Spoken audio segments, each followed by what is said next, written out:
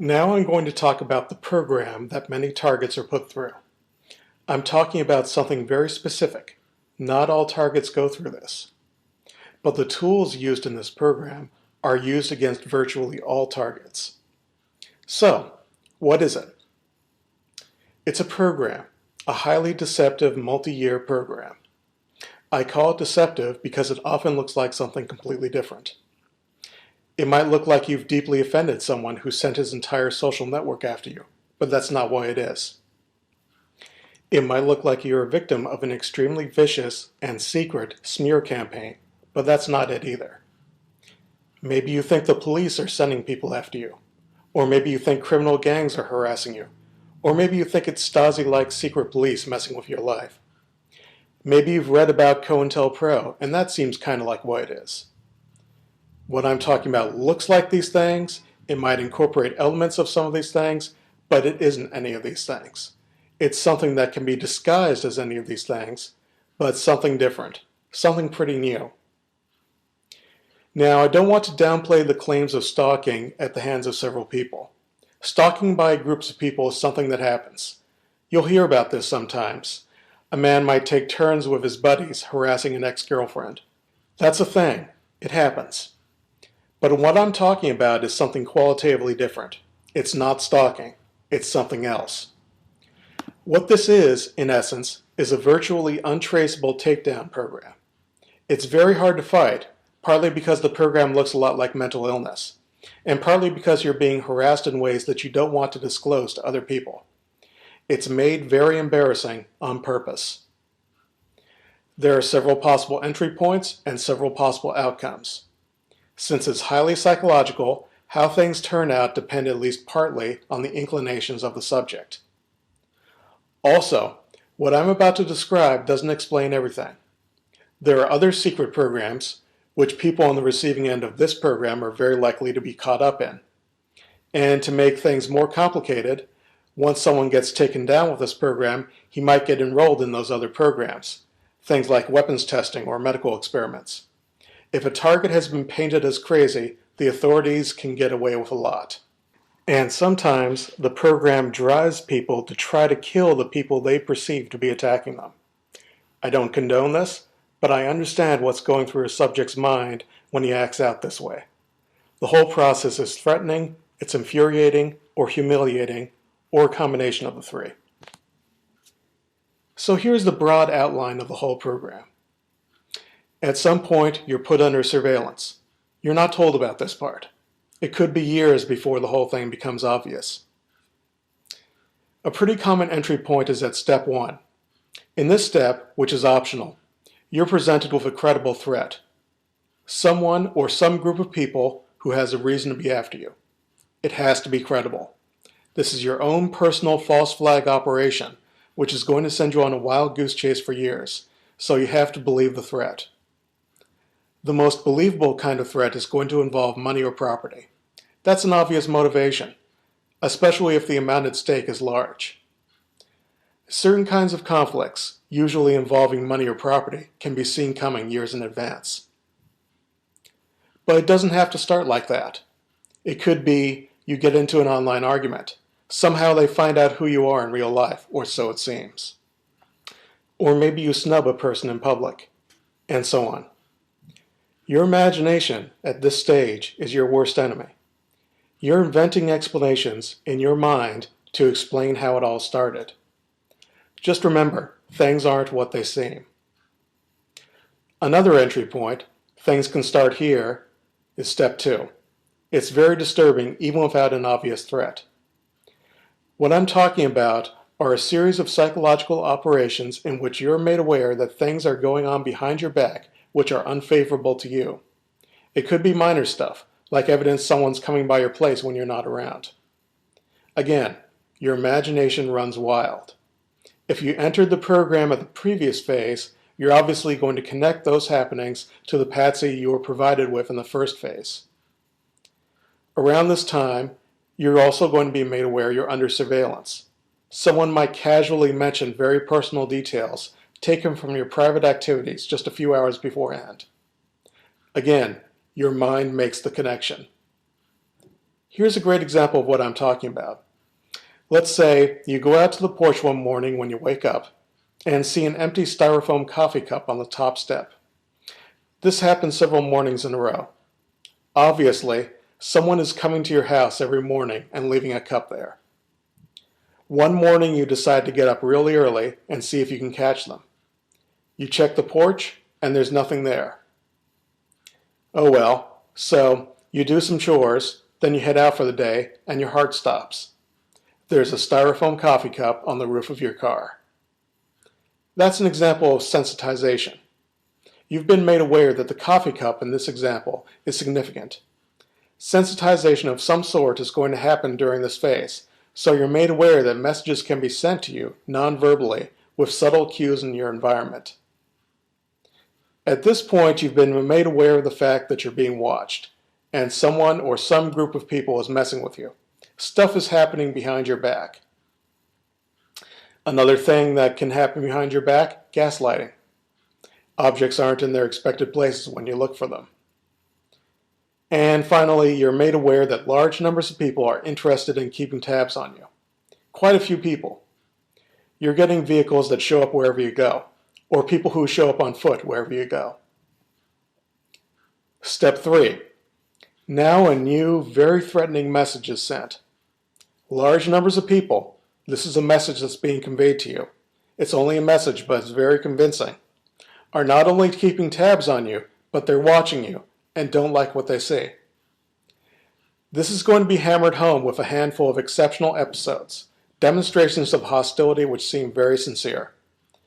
Those demonstrations are very manipulative. You're supposed to remember them and file everything you see in the hostility box. So you're going to get commentary on your private actions at this point from lots of people, sometimes in real time. Not necessarily to your face. There might be well-timed car alarms or explosions in the distance, and so on. Step 4. An extreme harassment episode. Okay, this builds on all the previous phases. You've been made aware that lots of people are watching you, they're hostile to you, and they're speaking to you through this secret language. Now things take a terrifying turn. You get an extreme harassment episode involving hundreds of people, sometimes in a single day, in a highly coordinated way. But because you've been prepared to recognize what I would call covert signs of aggression, objects and events you've been sensitized to, unusual amounts of attention from people around you, street theater, nobody else is going to notice it. So this is all very disturbing, but it's invisible to everyone else, maybe even the people participating in it. A key characteristic of an extreme harassment episode is that there's no escape, no matter what you do. You might panic and flee.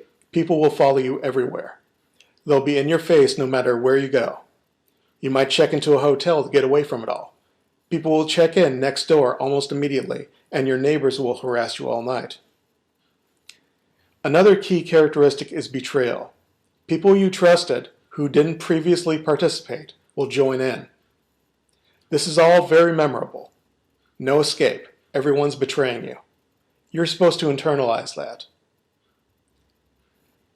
Step 5. Okay, you've been broken in. You're now your own worst enemy. This might be about a year in. You're jumping at your own shadow. What really helps with this whole thing, this illusion that's being maintained, you might be hiding in your residence and only popping out when absolutely necessary, but someone will show up almost immediately. Someone will leave subtle signs of intrusion even if you dash out just for a few minutes. This is the space invasion phase. Your personal space is being invaded. It directly follows from extreme harassment. You've made changes to your life that should make it much harder for them to get in, but somehow they get in. Depending on your situation, you might get break-ins even when you're asleep. Friends, neighbors, even family members give subtle signs that they're in on it. Maybe a group of men moves in next door or down the street. Space invasion. They're going to extraordinary lengths to get into your face. And much more disturbing stuff, other kinds of space invasions start happening. Customized television programming, electronic harassment, evidence that you're being watched, even in a windowless, dark room. Now, somewhere around here, you're going to conclude you've been uniquely singled out. Nobody in the world is getting this kind of attention. It's totally ridiculous. This is the point where many targets are led over the edge, about 1 to 4 years in. Because you're seeing this activity around you, and it seems to stem from a run-in with the wrong person, or people just seem to take a disliking to you in your neighborhood, and so on. And they're misusing government resources, and they're in your face. What else could it be? Well, I'm going to tell you. There's another step beyond that, in which the meaning of all the previous steps is made evident, but a lot of people going through the program don't see it.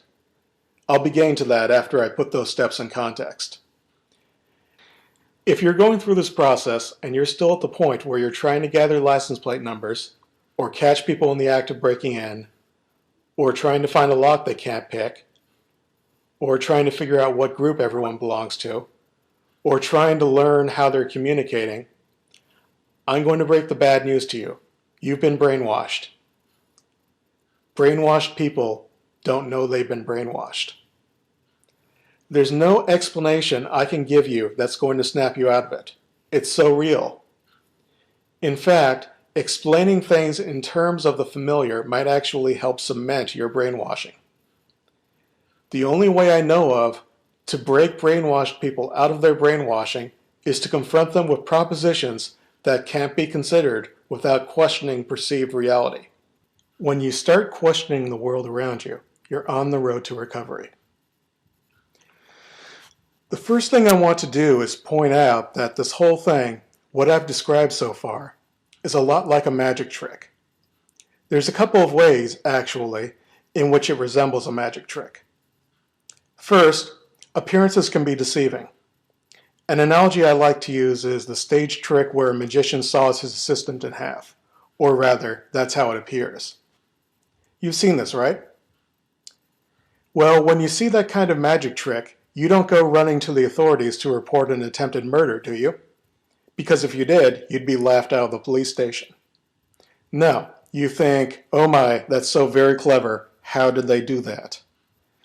Maybe when you see a really good magic trick, you'll go running to a friend, someone whose opinion you respect, and ask, how did he do that? Chances are he won't be able to tell you, because he's only going off what you're telling him, and your senses were deceived. Plus, he's not a professional magician. Now, because you've been exposed to highly deceptive behavior in the context of hostility, you don't see this as entertainment. You're not looking at it as a kind of magic trick. You're assuming that everything is exactly as you perceive it to be, and you're acting on that assumption, which will turn out to be ruinous. Maybe you're running to the authorities to report what you perceive as a fact. I've gotten better at deciphering the magic tricks that are used by our adversaries, but I don't know them all. You might come on to conference calls and ask, how did they do that? Or why are they doing that? There's a chance everyone will say they don't know. They're going off what you're describing to them, and what you're describing is what you've seen with your own eyes, and your eyes have been deceived.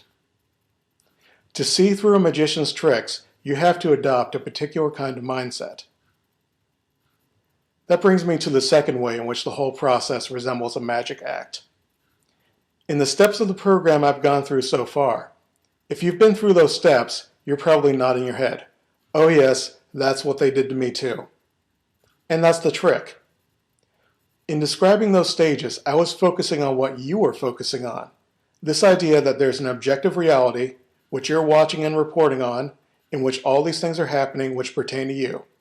Your attention has been drawn to these things. I'm encouraging you to look at magic tricks, sleights of hand, with a new eye.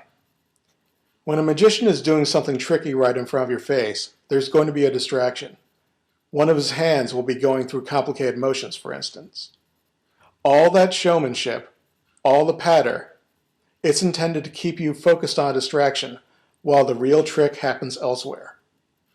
You want to look for the real trick and ignore the distraction.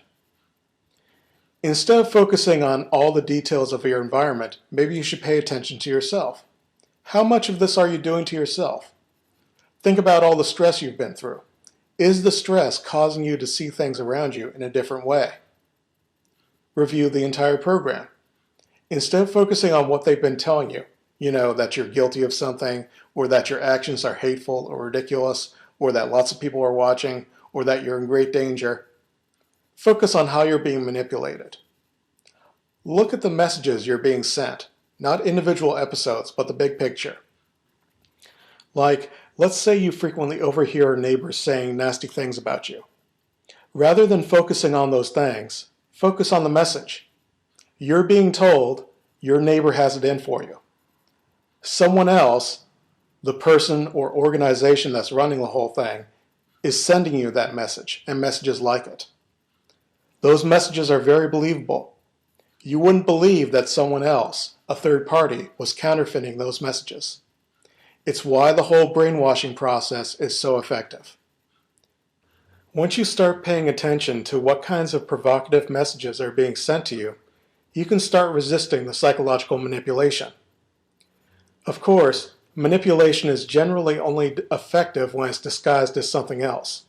Nobody's going to tell you, I'm going to get you to believe this and that and the other thing, and here's how I'm going to do it. They're just going to set out to make you believe those things. You only figure out that you've been deceived later. One way in which you've been fooled, that should be obvious, is the surveillance. You might have been watched long before you were made aware you were being watched. You were deceived that whole time. Here's something else to think about. You've been deceived about other aspects of your ordeal. Like, for instance, maybe you think you've deeply offended someone, and that's why his friends are all after you. Maybe you really did offend someone, but someone else, the third party who's really responsible for the whole thing and was watching all along, took advantage of this conflict to pin everything on that person. The things you've seen were intended to be seen. This whole process is meant to be seen. You're being manipulated. Maybe you've seen street theater, obvious performances out in public where people are referring to your private activities. And that's very disturbing or even humiliating, because you imagine that everyone else notices the street theater, and so this is like a form of public humiliation. Well, those are obvious performances. You're being told, look at this, we're putting on a show just for you. Pay attention. What if you've seen other performances that you didn't recognize as performances because they didn't tell you they were putting on an act? You might think there are vicious smears or rumors circulating about you based on hints that people drop in your presence. But how does this go on for years without you finding out what the rumors are? Something else is going on. These hints that people are sharing with you are part of the performance, an act, a show. Are you starting to get the picture? If you've seen street theater, you've seen a crack in this synthetic reality they're creating for you. There may have been other theatrical episodes and you didn't recognize them as such at the time, but you remember those episodes and your views were changed as a result of them. Those episodes, totally staged, assisted with your brainwashing. That's why I keep talking about manipulation and messages that are being sent, the meaning that you assign to the strange occurrences around you. And those occurrences are really happening, don't get me wrong. It's largely in your head. You were sent messages and you internalize those messages. Those messages help brainwash you. Now, the methods that are used to send those messages, those are disturbing. All those people, they have to be in on it. It's so real. How could it be anything other than what you think it is? In the final step of the program, which some subjects never get to or haven't gotten to yet, and many of them misinterpret, a much simpler explanation manifests. It's an explanation that looks a lot like mental illness, but it's something else. And keep in mind, all the stuff I've been talking about in the previous steps looks like mental illness too. Virtually every tactic corresponds to some symptom of mental illness. There's a region of the brain corresponding to each symptom, which can malfunction and cause those distorted perceptions. But a real mental illness doesn't hop from region to region of the brain the way this program does. Before I explain the final step and what it means, and go on to explain the tools they use to make all this stuff happen, I want to point out that there is no authoritative information on this subject. Any books that are out there are self-published. For instance, one book which is a favorite because it seems to offer vindication blames it all on vigilante gangs hired by corporations. But that book's self-published. The author is allowing you to think he has credentials he doesn't really appear to have, and it's completely lacking in any concrete allegations. It's basically just another tall tale, except you have to pay $20 for it.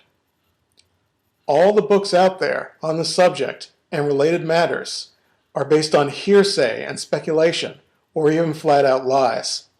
People believe the lies because they desperately want any kind of vindication.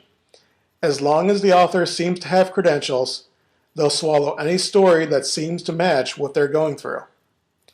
Those books are the author's interpretations of this program. Their interpretations. This is my interpretation, which is no less authoritative than theirs. Okay, in the final step, you get obvious electronic harassment. This is something that's labeled as electronic harassment because it's something that could only be coming from electromagnetic sources at the speed of light. The feedback is instantaneous, or nearly so. Now, there might have been electronic harassment in earlier stages, and there probably was, but it wasn't made obvious. Or maybe it was obvious, but it seemed like something the people after you, or rather, the people you thought were after you, could get their hands on. And again, there is deception here. Just as in the previous phases, where you got obvious, overt, in-your-face hostility with covert aggression later linked to it, you might get real bombardment with energy weapons. Later you'll be getting something else, but you'll think it's the energy weapons that were used earlier. At this point, all the pieces are in front of you. You just don't recognize it yet, but it's going to get increasingly obvious. You're going to be made aware that your mind is being read. This is quite shocking when you learn about it.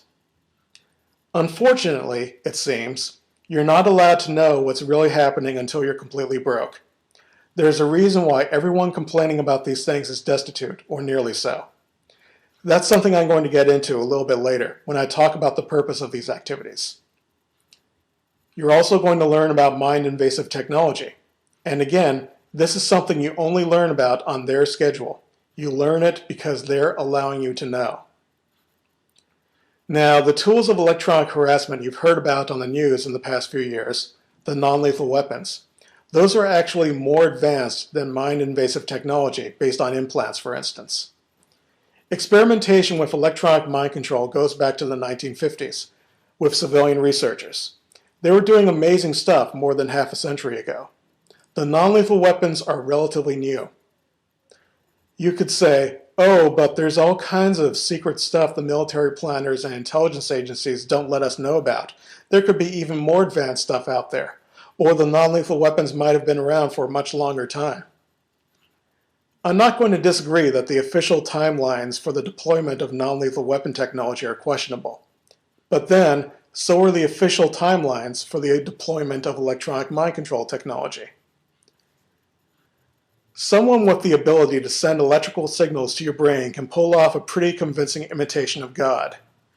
This is an age-old game. People in authority pretending to be much more powerful than they really are, while at the same time holding back their secret edge. What you've discovered, thanks to this program, is their secret edge, the electronic mind control technology that's usable on you and on the people around you. Most of those people that you thought were in on it, even allowing for the fact that you were jumping at your own shadow, let's look at the people who are in your face, they have no idea of the significance of the things they were doing. It was discovered decades ago that electronic mind control test subjects rationalize away evoked actions. The conscious mind invents an explanation for why you did what you just did. You can't know about this except indirectly, through coincidences that are created through your own actions. Highly improbable coincidences. Once the mind control technology is on the table, you've got your explanation for the whole thing. There might have been some real hostility or aggression at the beginning, but that was amplified 1,000-fold through the use of psychological operations, these manipulative messages I've been talking about in the previous steps, and mind control technology used to make people around you deliver those messages. You're not confronted with hundreds or thousands of hostile people. It's more like a very small number of people who can, in effect, hop into a person's body and make him act out. And that person who acts out, he has no idea that his actions or words are significant to you. That's why they're using so many double meanings or subtle hints. You fly off the handle because you think some guy is hostile to you, but he has no idea why you're mad at him. From his point of view, your erratic behavior is unprovoked. That's a deliberate strategy. Okay, so that's the broad outline of the program. I'll be getting into the tools a little bit later. But first, let me point out there are things that will happen to a target of this program which don't fit into this framework I've laid out. The whole thing is highly psychological and highly deceptive. But there are things that happen to at least some targets that aren't psychological. As I said earlier, the whole thing might have seemed to grow out of a confrontation you had, or it might seem like someone took offense to something you did and got his buddies to go after you. Or it might seem like there was a smear campaign. Well, maybe there was, especially in the beginning. I've heard tales of gunplay in the beginning, of physical assaults. People don't do that stuff just because someone's whispering in their ear. The really rough treatment, you're going to find there's an incentive for it. Money is a typical motivation. It's hard to say where the real thing ends and the purely psychological factors begin. That's a question only you can answer, and you have to reevaluate everything based on what you know now. Learning about this secret world is like recovering from amnesia. You have to rebuild your conclusions from the ground up. Also, energy weapon abuse and other kinds of electronic harassment that don't have anything to do with mind control might be used. That's going to depend on the resources available. For instance, I've heard reports from a handful of targets living with military bases close by that suggest infrared spotlights are being shined into their homes, heating everything up. I've heard from a Robert Tanzi in Texas who had a neighbor set up a microwave emitter in a nearby shed. He knows it was microwaves because he measured them, and there were lots of shorts and electrical fires near his residence attributed to that emitter. But energy weapon abuse doesn't seem to be specifically part of this program. That's just something that can be used, depending on the resources available. If you're experiencing what you think is directed energy weapon torture, and it doesn't seem to be leaving any traces behind, you should be questioning whether things are happening as you think they are. And sometimes, even if it does leave traces behind. The laws of physics put some pretty strict boundaries on what can be done with energy weapons. If you've heard of the 95 gigahertz active denial system, look up the CBS video on the subject sometime. You'll see a man blocking this high-tech weapon system with a board of plywood. High-frequency radiation, up to X-rays, is easily blocked. Microwave radiation, at intensities powerful enough to cause pain, you should be able to deflect it with plain old aluminum foil. And here's a fun experiment. Put a crumpled piece of aluminum foil in your microwave oven and it's set on high. Notice the sparks and the arcing? You should see those kinds of sparks or arcing if you're holding up a piece of aluminum foil in the path of an alleged microwave energy weapon. Aluminum foil can theoretically block radio wave frequencies down to 1 megahertz. Even stainless steel window screens can block radio wave frequencies as low as a few megahertz and into the tens of gigahertz on the high end. I don't consider low-frequency radio signals to be a credible explanation for what targets are complaining about. Okay, now for the tools. There are 4 basic kinds of tools used to further the goals of this program. There's a mind control, mind reading infrastructure, a reasonably small number of operatives, a collection of standardized tricks, and a disinformation ecosystem, which is there to mislead you as well as discredit you. First, this infrastructure. There's no reliable or authoritative information about how it works. There's just layers upon layers of disinformation, speculation, and wishful thinking. Without saying how it works, I'm just going to point out that it seems to be usable on many people, not just the targets complaining about it. but it's a big stretch to say that it's usable on everyone. You might be in a heavily controlled area. You might have been moving around to get away, and without realizing it, you were herded into other heavily controlled areas. You're not going to get me to say that it's usable on everyone. So, the infrastructure is used on people around you to get them to act out, to help them give signs they're in on it, to herd people into your area so it looks like there's always someone watching you. Keep in mind, this isn't the only thing the mind control infrastructure is used for. Just the fact that it exists should be creepy enough without the rumored applications. In case you haven't figured this out yet, you've stumbled across something much bigger than just a few losers harassing you.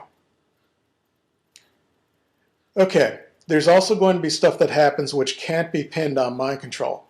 Break-ins that happen when you're not around, for example. This can be pulled off with a small number of operatives. They've got other things to do. You're probably just one of the many jobs in the area. And those operatives probably aren't around for long. Just long enough to introduce you to the notion that people are actively messing with your property when you're not looking. That really helps out with some of the tricks that are pulled on you later. Next, there's a collection of standardized tricks. I can go over them. I could spend a couple of hours listing tricks, but as I was saying earlier, you have to adopt a mindset. Good tricks will often involve a distraction. You have to look beyond the distraction. This is hard, but it gets easier when you're aware you're being tricked. But you also have to be aware that mind control technology adds a new dimension to the tricks used. I've gone over many tricks of this nature on a previous podcast, the Sleight of Mind podcast. Let me rehash a couple of them now. Going back to this concept of operatives moving in nearby, remember, I said one purpose of the operatives is to teach you that people are breaking into your place. So when you wake up one morning and you find evidence someone's gotten in during the night, let's say a couple of objects have been moved around, you're going to attribute that to break-in artists. There are other possibilities, such as the objects had already been moved before you went to sleep for the night, and you didn't notice because it was dark. But let's say you've ruled that out. Maybe you were mind controlled to move the objects yourself in your sleep. But you attribute it to break-in artists who are somehow able to climb into top-story windows in the middle of the night in a residential neighborhood without anyone noticing. It's baffling to you, and it sounds crazy to others. Another one, a big category of tricks, is one that I call causality inversion. You do something and there seems to be a major reaction to it, on television for example. And you're thinking, my God, the amount of manpower devoted to this must be huge. They have connections everywhere.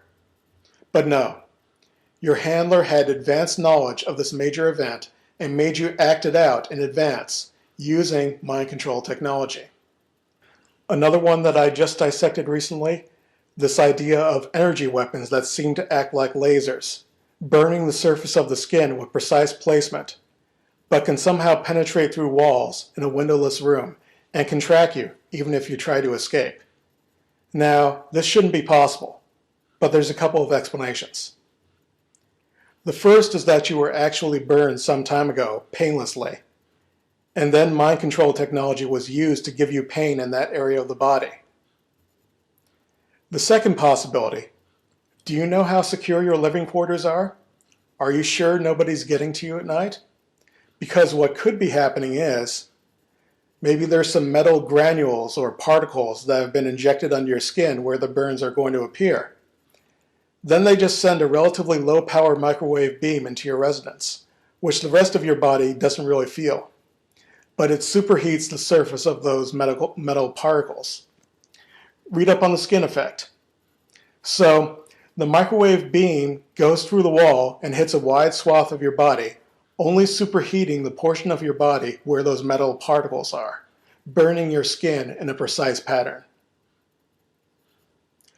Okay, so those are some tricks. There are many more, far too many to cover on this call. The fourth tool used in this program is a disinformation ecosystem. It's there to mislead you and to mislead the public about you. It's enormous. I can't debunk all the disinformation you're going to confront on this call or even in my lifetime.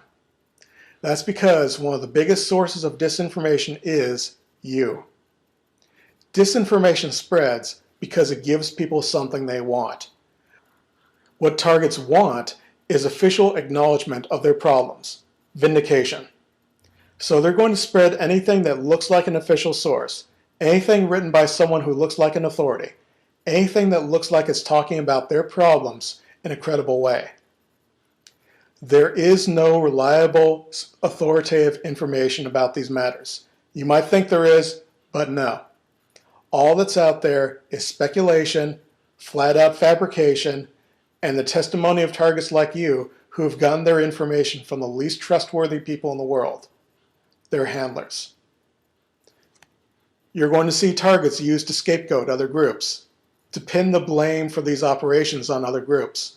You're going to run into targets who are convinced of supernatural forces, or ETs, that are responsible. It's all based on what they've been allowed to see, with confirmation provided by other people who have been hoodwinked. Now, the public in the past was occasionally allowed a glimpse into the ecosystem. These days, it's more than occasionally. It's being put in their faces. It's been turned into a form of entertainment, profitable entertainment. It's a disinformation ecosystem. It's colossal, and the only way you're going to disengage from it is to adopt this mindset that I keep harping on. Understand that deception is the name of the game. Look beyond the distractions. Don't let yourself be put to work on their edifice of disinformation. If they can't profit from using you this way, they're going to let you go. Targets play another part in this ecosystem, an important part. They're kept apart on purpose. They're forced to communicate verbally, and words are misleading. Most people don't look for the truth beyond the words. People on the calls toss around phrases like energy weapons, but when you dig in to find out what they're really talking about, a lot of the time they're talking about something else. Targets are used to terrorize other targets. Earlier, I said energy weapons and other kinds of physical assaults don't seem to be specifically part of this program. It seems to be mostly about psychology and mind control. But maybe there are targets who are in this program and some other program at the same time. Or maybe part of the grand strategy is to single out a few targets for special treatment, hard targeting. Those heavily targeted people are driven onto the calls to terrify other targets. It's like 9/11. 3,000 people were killed in a very visible way to terrorize and control 300 million people. Terrorism is a strategy that happens to work. All right, coming into the final stretch here. What is the purpose of this program? I've already said that it's a takedown program, but why are they taking you down? Well, if you've already been through a couple of years of this, maybe it started with an argument at a bar. But you've probably figured out by now that the hundreds of people following you, the electronic harassment happening for years and in several states, that doesn't have anything to do with a bar argument. Maybe you were led to believe it was about money. That's pretty credible at first, especially if it's a large sum of money. But at some point you have to realize, okay, there's no possible payoff that would get all those people watching you and following you for years on end. Something else is going on. The stories you were led to believe about why you were targeted are probably just as much of a lie as everything else you've been told. But if you believe those stories, that really helps with the discreditation process, especially if you're saying it's about an invention, or research you were doing, or your art. Trying to answer the question, why me, will lead you to an answer that sounds like mental illness, delusions of grandeur. Now, I'm aware of some targets who really are special and really have to be kept down using this takedown program. But I think those cases are an exception. To get an answer, you have to look at the whole system. The purpose of a system is what the system does. When you look at the efforts that go into demonizing targets of mind control abuse, you've even got Rachel Maddow putting on a tinfoil hat on a major network to portray an opponent as mentally ill, you start getting an idea. There's an old saying, follow the money. In today's world, that saying should be updated. Follow the ridicule. Distraction, disinformation, that's the way their game works. They build straw men with one hand and demolish them with the other, to distract people from the real issues. The overall purpose of the program, and remember, it is only one program that's used against a relatively small number of people, is to make anyone trying to expose operations pertaining to mind control in the US look ridiculous. They want you on the conference calls. They want you sharing stories with each other. They want you to rush to the public with misleading or outlandish explanations of these problems. That's the real purpose of the program. This isn't a grand unified theory of targeting. I just want to make that clear. This is one specific program that many regulars on my call have been through. Some of those regulars have been through other programs. Some of them are being taken down for nefarious purposes. If you've been through the program, the entire thing or nearly the entire thing, now you know the truth about what can be done with electronic mind control. And now you know where they get their power, from their ability to grab your attention. If you're still struggling with neighborhood harassers or friends and family members who seem to be in on it, just keep in mind, things aren't necessarily as they seem.